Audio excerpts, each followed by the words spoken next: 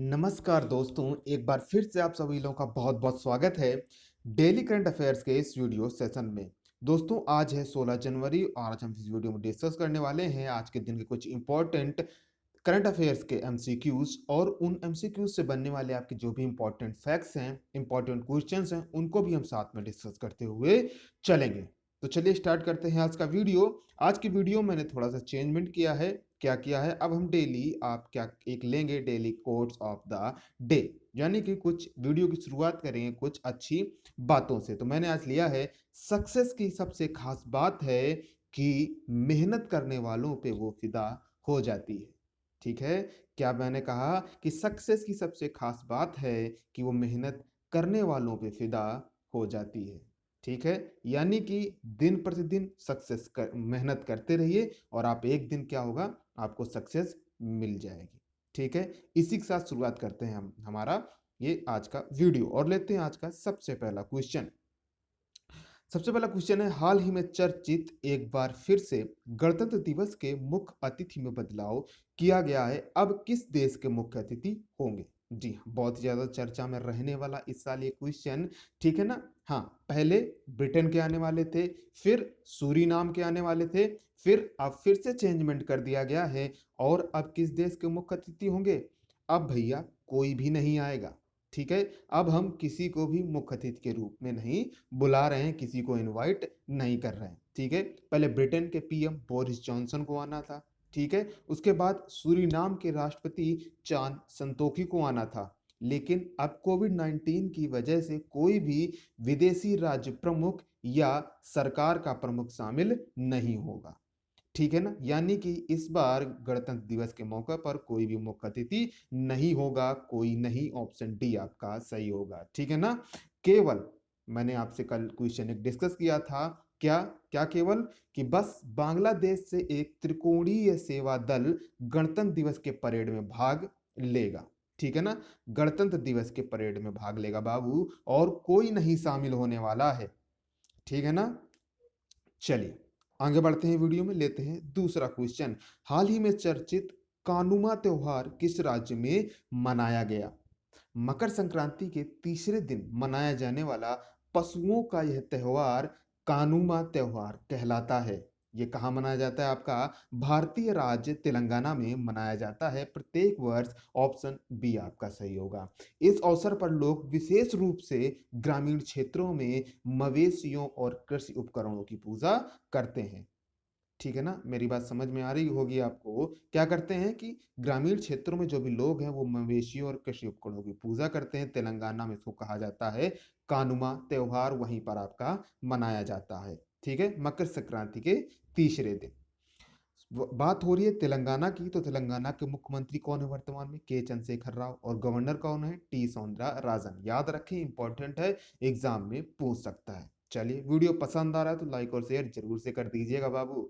ठीक है ना, आप लोग लाइक और शेयर करने में थोड़ी सी कंजूसी करते हैं, करते तो हैं लेकिन थोड़ी सी कंजूसी करते हैं, और लाइक शेयर कर दिया करें और जल्दी से चैनल को सब्सक्राइब कराने में भी, यानी कि हमारी फैमिली को भी बढ़ाने में थोड़ी सी आप मदद कर दें। चलिए तीसरा क्वेश्चन, प्रत्येक वर्ष भारतीय सेना दिवस कब मनाया जाता है, या फिर आपको इस तरह से कहा जाए कि भारतीय थल सेना दिवस कब मनाया जाता है? तो प्रत्येक वर्ष 15 जनवरी को भारतीय सेना दिवस मनाया जाता है। ऑप्शन डी आपका सही होगा। बड़ी रोचक जानकारी है इसके संबंध में। क्यों, क्या जानकारी है? तो प्रत्येक वर्ष भारतीय सेना दिवस इसलिए मनाया जाता है क्योंकि आज ही के दिन, आज ही के दिन बाबू, साल 1949 में 1949 में फील्ड मार्शल के एम करियप्पा ने जनरल फ्रांसिस बुचर से भारतीय सेना की कमान ले ली थी। एक बार फिर से इस लाइन को सुनना है कि साल 1949 में फील्ड मार्शल के एम करियप्पा ने जनरल फ्रांसिस बुचर से भारतीय सेना की कमान ले ली थी, यानी कि किसी एक भारतीय ने भारतीय सेना की बागडोर संभाल ली। ठीक है ना? हाँ, अब कौन है ये के एम करियप्पा? तो ये के एम करियप्पा भारतीय सेना के पहले कमांडर इन चीफ थे। ठीक है ना, पहले कमांडर इन चीफ थे। इन्हें भारतीय सेना के फील्ड मार्शल पद से भी नवाजा जा चुका है। ठीक है ना, फील्ड मार्शल पद, जो कि भारतीय सेना में कोई पद नहीं है, वास्तविक तौर पर कोई पद नहीं है, बस ये सम्मान के स्वरूप दे दिया जाता है। ठीक है ना? फील्ड मार्शल सबसे सर्वोच्च पद होता है ये आपका भारत में, और यह इस पद को पाने वाले दूसरे व्यक्ति थे। कौन? के.एम. करियप्पा। यानी कि पहला फील्ड मार्शल का पद किसे दिया गया? जनरल सैम मानेकशॉ को। किसे? सैम मानेकशॉ को फील्ड मार्शल पाने वाले वो पहले व्यक्ति थे, उनको इस पद से सम्मानित किया गया। ठीक है, आई होप आपको जानकारी पसंद आ रही होगी। पसंद आ रही है तो लाइक और शेयर जरूर से कीजिएगा। चलिए आगे बढ़ते हैं वीडियो में और लेते हैं आज के दिन का चौथा क्वेश्चन। चौथा क्वेश्चन है, हाल ही में चर्चित यूनियन बजट 2021 को किस फॉर्मेट में पेश किया जाएगा? तो आप सभी जानते हैं कि प्रत्येक वर्ष हमारे देश का बजट पेश किया जाता है, वो वित्त मंत्री के द्वारा पेश किया जाता है। तो वर्तमान में आपके, या फिर यूं कहें कि अभी वित्त मंत्री कौन है? निर्मला सीतारमन जी आपकी, या फिर हमारी देश की वित्त मंत्री हैं। ठीक है ना? हाँ, तो फॉर्मेट यानी कि किस रूप में चेंज किया जाएगा? आजादी के बाद पहली बार होगा जो इस फॉर्मेट में पेश किया जाएगा। वो कौन सा फॉर्मेट होगा? पेपरलेस फॉर्मेट होगा, यानी कि अब ये हार्ड कॉपी में नहीं होगा, सॉफ्ट कॉपी में सभी को वितरित किया जाएगा। सभी को, सभी सांसदों को बजट की सॉफ्ट कॉपी दी जाएगी। ठीक है ना? यानी कि पेपर रहित होगा, और ये आजादी के बाद मैंने पहले बता दिया कि पहली बार ऐसा होगा। और आप सभी जानते हैं कि अब बजट किस तारीख को पेश होता है? प्रत्येक वर्ष 1 फरवरी को प्रत्येक वर्ष आपका बजट पेश किया जाता है। और कौन सा वित्त वर्ष होगा आपका? 2021 से 22 के लिए आपका ये बजट पेश किया जाएगा वित्त मंत्री निर्मला सीतारमण जी के द्वारा। तो याद रखिए इस बार की ये बजट की विशेषता रहेगी। ठीक है? क्यों किया जा रहा है? कोविड-19 की वजह से किया जा रहा है, यानी कि हाथ टू हाथ इसको ट्रांसफर किया जाएगा एक व्यक्ति से दूसरे व्यक्ति से। तो क्या है? संक्रमण फैलने का डर है, इसलिए अब नहीं किया जाएगा, पेपरलेस सिस्टम बना दिया गया है। ठीक है ना? आई होप जानकारी पसंद आ रही होगी, वीडियो समझ में आ रहा होगा। कहीं कोई चीज नहीं समझ में आ रही, दिक्कत हो रही, कमेंट करिए, पूछिए, डिस्कस करिए। पांचवा लेते हैं, हाल ही में चर्चित पीएम कौशल विकास योजना के किस चरण को शुरू किया गया? प्रधानमंत्री कौशल विकास योजना। तो इस योजना का तीसरा चरण शुरू किया गया, ऑप्शन सी आपका सही होगा। 15 जनवरी को भारत के सभी राज्यों में 600 जिलों, भारत के सभी राज्यों के 600 जिलों में इसको शुरू किया जाएगा। ठीक है ना? हाँ, तो पीएम मोदी द्वारा यह जो योजना है 15 जुलाई 2015 को लॉन्च की गई थी। यानी कि भारत को क्या है? आत्मनिर्भर बनाना, एक तरह से कौशल, यानी कि हर एक व्यक्ति को कौशल देना। कौशल मानिए कि कोई एक ट्रेनिंग देंगे, एक किसी चीज की जानकारी देंगे, विद्या देंगे, उसके बारे में सिखाएंगे बाद फिर क्या होगा? जिससे कि लोगों को आसानी से रोजगार मिल सके। तो ये जो तीसरा चरण है, इसके लिए जो बजट यानी कि इसके लिए जो व्यय होगा वो रखा गया है 948.90 करोड़ रुपए। कितना? 948.90 करोड़ रुपए। तो इससे एक चीज बहुत निकल के आती है इंपॉर्टेंट, एक या फिर यूं कहें कि दो। ये कौन सा चरण है? एक तो ये बात होगी, और दूसरी कौन सी बात निकल के आती है कि यह योजना आपकी कब से शुरू की गई? तो एक बार फिर से मैं बता देता हूं, 15 जुलाई 2015 को यह योजना शुरू की गई थी। चलिए आगे बढ़ते हैं छठे क्वेश्चन की तरफ। क्या कह रहा है छठा क्वेश्चन? हाल ही में तिरुवल्लुवर दिवस कहाँ मनाया जाता है? ठीक है ना? तिरुवल्लुवर दिवस कहाँ मनाया जाता है? तो बहुत से लोगों ने ये नाम सुन भी रखा होगा। तो यह नाम है कवि तिरुवल्लुवर जी का। ठीक है ना? कवि तिरुवल्लुवर जी का ये नाम है। तो इनके नाम पर एक दिवस बना दिया गया तमिलनाडु सरकार के द्वारा, यानी कि तमिलनाडु मनाया जाता है। ऑप्शन डी आपका सही होगा। इन्होंने जो दोहों की रचना की, तो इनके जो दोहे हैं, दोहों के कारण इन्हें दिव्य कवि भी कहा जाता है, यानी कि उन्होंने बहुत ही अच्छे दोहों की रचना की है। ठीक है ना? अगर आप दोहे नहीं जानते हैं तो आप हिंदी का पढ़ाई करिए, आप समझ जाएंगे। अगर आप हिंदी जानते हैं तो आपको पता होगा जरूर से कि दोहे क्या होते हैं। ठीक है ना? हाँ, तो इसके उपलक्ष्य में राज्य सरकार ने क्या है? तमिल साहित्य और संस्कृति के संरक्षकों का सम्मान भी करती है। ठीक है ना? हाँ, जो तमिल के साहित्य को बढ़ावा देते हैं और तमिल के साहित्य के संस्कृति को सुरक्षित करते हैं, संरक्षक की भूमिका निभाते हैं, उनको तमिलनाडु सरकार सम्मानित भी करती है। वर्तमान में तमिलनाडु के मुख्यमंत्री हैं बाबू के पलानीस्वामी, और गवर्नर है बनवारी लाल पुरोहित। ठीक है? समझ में आ रही? सातवां क्वेश्चन लेते हैं। हाल ही में पुरातत्वविदों ने किस देश में विश्व की सबसे पुरानी गुफा कला की खोज की है? ठीक है ना? विश्व की सबसे पुरानी गुफा कला की खोज की है? तो ये देश है आपका इंडोनेशिया। ऑप्शन ए आपका सही होगा। इस गुफा में एक जंगली सूअर को चिन्हित किया गया है, ठीक है ना। इस गुफा में जब ये गुफा खोजी गई तो वहां पर देखा गया क्या कि इसमें एक जंगली सूअर की चित्र बना हुआ है, ठीक है ना। यह जो चित्र है या फिर यूं कहें कि ये जो चित्रकारी है यह आपकी कम से कम 45,500 वर्ष पुरानी है। समझ रहे हैं बाबू, कितने साल पुरानी है, देख रहे हैं आप कितना साल है यहाँ पर, 45,500 वर्ष पुरानी है ये। और ये जो बनाई गई है किस रंग में बनाई गई है?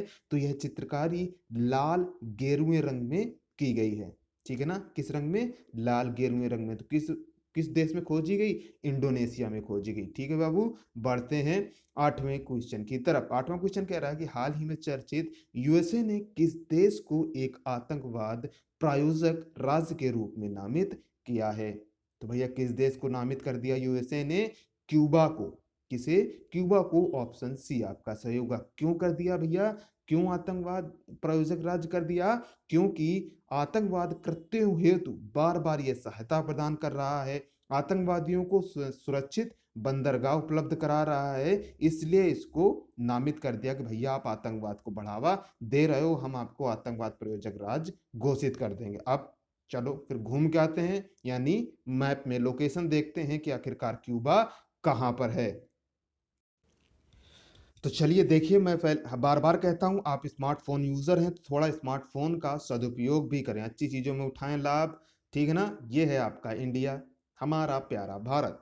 चलिए इसके पश्चिमी छोर पर बढ़ते जाते हैं। आप सऊदी अरेबिया देख रहे होंगे, यहाँ पर अफ्रीका महाद्वीप देख रहे होंगे, फिर यहाँ पर आप क्या है, उत्तरी अमेरिका और दक्षिणी अमेरिका। जैसे ही आप यहाँ पर आ जाते हैं और दक्षिणी अमेरिका में, या फिर आपको कुछ नहीं करना है, सिंपली तौर पर आप ऊपर सर्च बॉक्स देख रहे हैं, ठीक है ना। क्या देख रहे हैं आप? ऊपर सर्च बॉक्स देख रहे हैं। तो इस सर्च बॉक्स में आपको सिर्फ टाइप कर देना है क्या? क्यूबा। और जैसे ही आप क्यूबा टाइप करते हैं तो ये ऑटोमेटिक जूम होता चला जाएगा और उत्तरी अमेरिका और दक्षिणी अमेरिका के बीच में सागर में आपको ये दिख जाएगा छोटा सा देश आपको, क्यूबा। ठीक है, देख रहे हैं पूरा चारों तरफ से पानी से घिरा हुआ है आपका यह देश क्यूबा। समझ रहे हैं? देख रहे हैं लोकेशन क्या है? लोकेशन जरूर से देखा करें कोई भी आप नए जगह की जब आप नाम पढ़ते हैं। चलिए चलते हैं अपने वीडियो में। चलिए अब बढ़ते हैं वीडियो में आगे की तरफ। तो क्वेश्चन 8वां का आंसर आपको पता चल गया होगा, क्यूबा, ठीक है ना। 9वां क्वेश्चन लेते हैं। हाल ही में जारी टॉम टॉम ट्रैफिक इंडेक्स के मुताबिक वर्ष 2020 में किस शहर में सबसे ज्यादा ट्रैफिक रहा, यानी कि सबसे ज्यादा भीड़ भाड़ वाला शहर कौन सा रहा? तो यह है रूस की राजधानी मॉस्को। ऑप्शन बी आपका सही होगा, ठीक है ना। हाँ, कौन है? रूस की राजधानी मॉस्को। अगर बात की जाए हमारे भारत की, तो यानी कि या फिर इस तरह से बात की जाए कि इस इंडेक्स में दूसरे स्थान पर कौन रहा, तो हमारे देश की आर्थिक राजधानी इकोनॉमिक कैपिटल मुंबई, ठीक है, ये आपका इस लिस्ट में दूसरे स्थान पर रहा।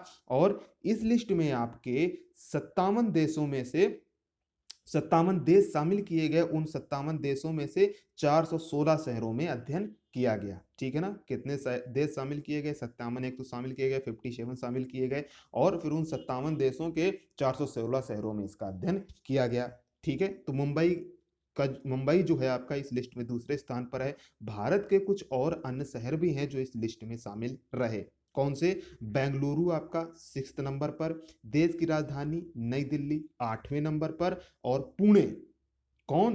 पुणे 16 नंबर पर रहा, ठीक है, इस लिस्ट में। ये लिस्ट में है स्थान, आपके ध्यान रखना है इस बात को। चलिए आगे बढ़ते हैं वीडियो में और लेते हैं लास्ट क्वेश्चन। लेकिन बाबू लास्ट क्वेश्चन का आंसर पता चलते ही वीडियो को बंद नहीं करना है, क्योंकि वीडियो में आगे भी बहुत कुछ है अभी, ठीक है ना।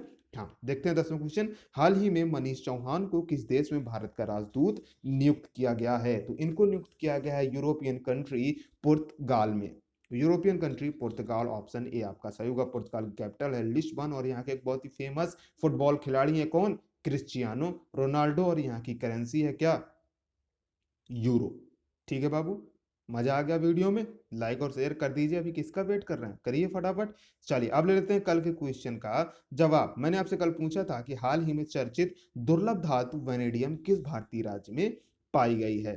तो इसके पाए जाने की संभावना है, यानी कि अब आत्मनिर्भरता बढ़ेगी भारत की। अरुणाचल प्रदेश में इसको खोजा गया है।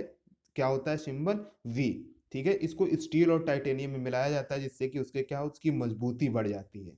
ठीक है, चलिए अब लेते हैं क्वेश्चन ऑफ द डे। इसका जवाब आपको कमेंट बॉक्स में कमेंट करके बताना है। हाल ही में चर्चित सऊदी अरब के क्राउन प्रिंस ने किस फ्यूचर सिटी का अनावरण किया है? 4 ऑप्शन है आपके पास, इनमें से जो भी आपको ऑप्शन करेक्ट लगता है कमेंट बॉक्स में कमेंट करके आप हमारे साथ आंसर शेयर कर सकते हैं। आपको वीडियो कैसा लगा हमें जरूर से बताएं।